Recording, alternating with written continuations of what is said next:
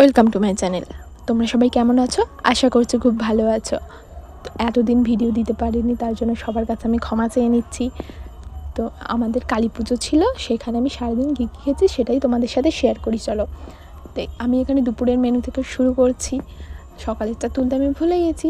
তো দুপুরের খাওয়ার মেনুতে ছিল, প্রথমেই ছিল ভাত, ঘি, ডাল, আলু পোস্ত আর আলু ভাজা, আর শেষ পাতে ছিল চাটনি আর পাঁপড়। আর রাতের মেনুটা তোমাদের সাথে শেয়ার করি। প্রথমে ছিল লুচি আর আলুদম। লুচি দিয়ে আলুদম দিয়ে খেয়ে নিলাম। লুচি আর আলুদম খেতে কার না ভালো লাগে, তোমাদের কার কার ফেভারিট আমাকে জানিও।